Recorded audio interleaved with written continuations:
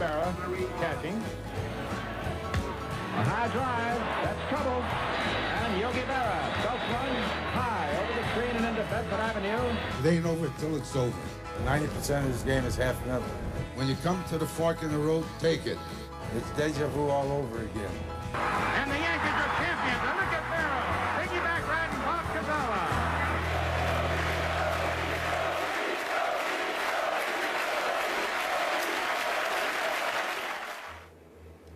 Yogi Berr, a 3-time MVP, 18-time All-Star, and 10-time world champion, passed away last night at the age of 90. He died peacefully at his home in New Jersey with his family. Berr, of course, played his entire career with the New York Yankees, except for 4 games with the Mets in 1965.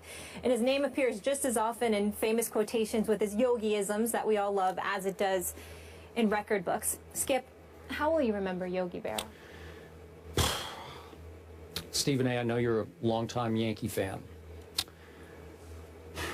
but I'm older than you, and I think I followed closely your Yankees before your time.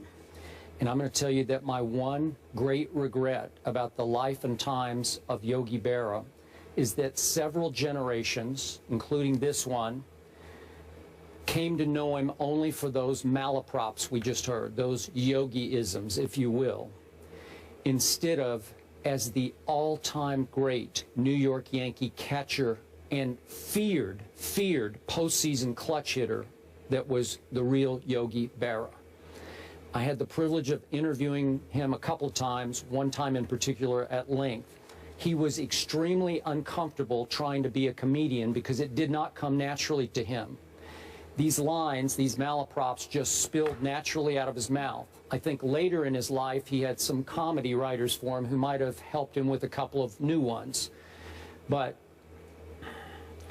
he became a living legend in his later years, almost, if I can throw this out, as a cartoon character.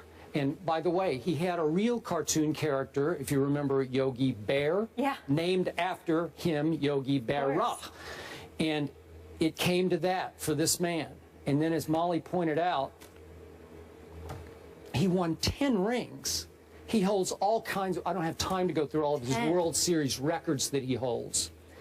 And Stephen A., he won 3 MVPs, not 1 or 2, but 3. And he finished in the top 4 in the voting 4 other times. So that's 7 years of his career in which he was a factor to be the best player in all of baseball. You might not remember this, but on opening day about 3 years ago of the baseball season, we did our show from the Hard Rock Cafe in New York City. Yeah, I remember. And we tailored our show around, obviously, a lot of baseball, and especially because we were near Yankee Stadium, a lot of Yankee baseball.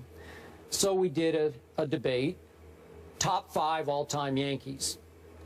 And you were so upset with me because I included Yogi Berra as my 5th in the top 5, with obviously Babe Ruth, Lou Gehrig, DiMaggio, Mantle, Yogi. And I excluded your guy, Derek Jeter. And you said, how can you do that? And then we had the former Mayor Giuliani come on later, who's a longtime Yankee fan, and he sided with me and tried to sort of, not lecture you, but bring you up to speed on, hey, this guy was really, really great. And it gets lost in the fact that he's Yogi-isms. Oh, tell me another funny line. I'm not going to even read any of them because I don't want to distract our younger audience from the fact right now this was as feared a clutch hitter in his time as there was. And he stood about 5'7" and weighed 185 pounds. Squat little catcher. He looked and sounded like a New York guy, but he grew up in St. Louis. Just kind of an odd little character who could really, really change the baseball games that he played in for your New York Yankees. It's interesting that you bring that up, Skip Bayless, because when I'm giving my speeches on the lecture circuit, I often say to folks, I'm brilliant, because I know I'm not. I learn from those who are. And the fact of the matter is that when you said what you said about Yogi Berra and former Mayor Rudolph Giuliani came on our show and echoed your sentiments, the reality is that I was ignorant. I didn't know. When you hear stuff about Yogi Berra, I'm just reading stuff like now, 1946 to 1985, he appeared in 21 World Series. In 17 also as a coach and manager. Coach and manager. All right, That's staggering to me. 21 World 17-year period with the New York Yankees, 14 times they won the American League pennant.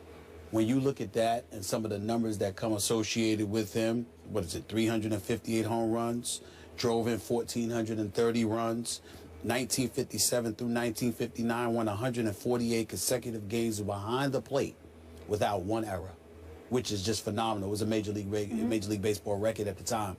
For me personally, being due to the fact that I never saw Yogi Berr play, I just saw the highlights because I was born in 1967, so I never saw him play. I do remember him managing. I do remember him finishing in third place as a manager for the New York Yankees. I do remember George Steinbrenner guaranteeing him that he would stay on as the manager even if they started off slow, because you don't just get rid of Yogi Berra. But then after a slow start that following year, I believe it was 84, 85, Yogi Berra started off slow. They were in last place, 16 games in. George Steinbrenner goes back on his word and fired him. And didn't fire him to his face. He sent Clyde King, the GM, Clyde King, the general manager, to give Yogi Berra the news. And I remember saying to myself as a kid, who the hell does he think he is? You know, you're in last place. What's wrong with you? But when you grow up and get wisdom attached to you and realize that your word has to mean something, I still don't knock Steinbrenner for firing him. But if you have to go back on your word, we'll get on DeAndre Jordan in the modern day era for the Clippers for going back on his word to the Dallas Mavericks. We'll get on other guys for making their mistakes. Then that means we can't give the late George Steinbrenner, God rest his soul, a pass. Clyde King should have never went to Yogi Berra's office. That should have been George Steinbrenner. George Steinbrenner should have held that press conference and said, I went back on my word and I apologize for that. I have to do this. George Steinbrenner should have been man enough to address Yogi Berra with the deference and the respect that he deserves because of all of his years of labor to the New York Yankees. And the fact that George Steinbrenner didn't do that obviously was something that resonated with Yogi Berra, to the point where Yogi Berra, to my knowledge, didn't speak against him. He just wouldn't show up. He wouldn't show up to be honored. He wouldn't show up to Monument Park and receive any platitudes or anything like that. And ultimately, they mended fences years later, which obviously was the great thing to do, because he should always be celebrated as one of the all-time great Yankees for his contributions to the franchise. But more importantly, I respect him for clearly the honorable man that he proved to be. He didn't have to say anything, and he didn't. He just sat up there and said, I don't even think that he was mad for being fired.